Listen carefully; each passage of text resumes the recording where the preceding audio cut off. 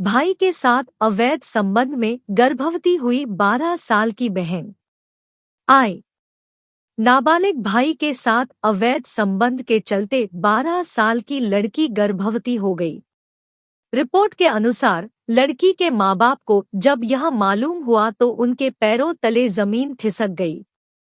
आनन फानन में उन्होंने गर्भपात की अनुमति के लिए हाई कोर्ट का दरवाजा खटखटाया है।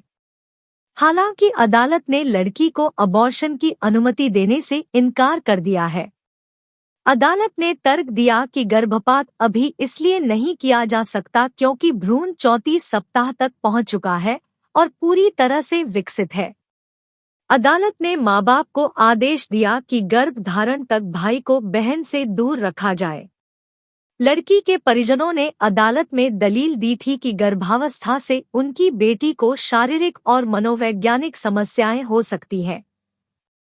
लड़की के माता-पिता आखिर तक गर्भावस्था से अनजान थे।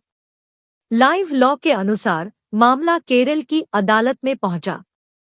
हाई कोर्ट ने अपने फैसले में कहा, भ्रूण पहले ही 34 सप्ताह के गर्भ तक पहुंच चुका है और अब पूरी तरह से विकसित हो चुका है। भ्रूण गर्भ के बाहर अपने जीवन की तैयारी कर रहा है। इस अवस्था में गर्भपात असंभव नहीं लेकिन उचित नहीं है। जाहिर है इसलिए बच्चे को जन्म लेने की अनुमति देनी होगी। बहन को भाई से दूर रखा जाए। मामले की सुनवाई न्यायमूर्ति देवन रामचंद्रन ने निर्देशन में हुई। उन्होंने आदेश दिया कि नाबालिग लड़की को उसके माता-पिता की देखभाल में रहना चाहिए।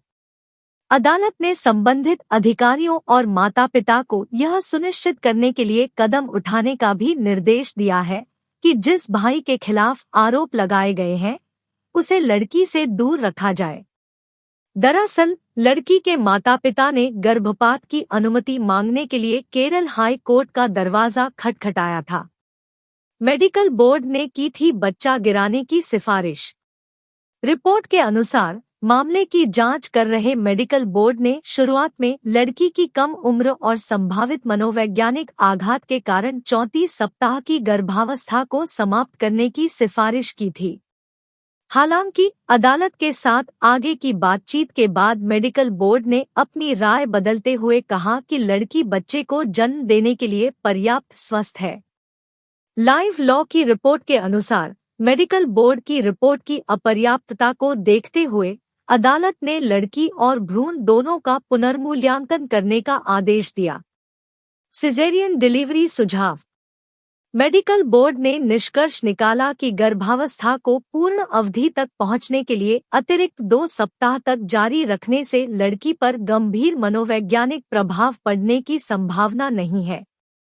बोर्ड ने इसके कम मनोवैज्ञानिक प्रभाव को देखते हुए सिजेरियन सेक्शन डिलीवरी का भी सुझाव दिया। याचिकाकर्ता का अदालत से अनुरोध। याचिकाकर्ताओं के वकील ने तर्क दिया कि यदि कोई अन्य विकल्प नहीं है तो नाबालिग को पूर्ण अवधि तक पहुंचने तक 2 और सप्ताह तक गर्भावस्था को सहना होगा। उन्होंने यह भी अनुरोध किया कि प्रसव का चुनाव याचिकाकर्ताओं पर छोड़ दिया जाए, साथ ही नाबालिग लड़की को पर्याप्त देखभाल और सहायता के लिए अपने माता-पिता के साथ रहने की अनुमति दी जाए। मामले में याचिका खारिज करते हुए अदालत ने निर्देश दिए कि लड़की को लगातार चिकित्सीय सहायता मिलनी चाहिए। आगे यह भी कहा गया कि याचिकाकर्ता प्रसव पूरा होने के बाद किशोर न्याय, बच्चों की देखभाल और संरक्षण अधिनियम 2015 के तहत सहायता मांग सकते हैं। साहसी पत्रकारिता को सपोर्ट करें। आई वॉच इंडिया के संचालन में सहयोग करें। देश के बड़े मीडिया नेटवर्क को कभी पैसों की कमी नहीं होती। देश विदेश से क्रांति के नाम पर इन्हें खूब फंडिंग मिलती है। इनसे लड़ने के लिए हमारे हाथ मजबूत करें। जितना बन सके सहयोग करें।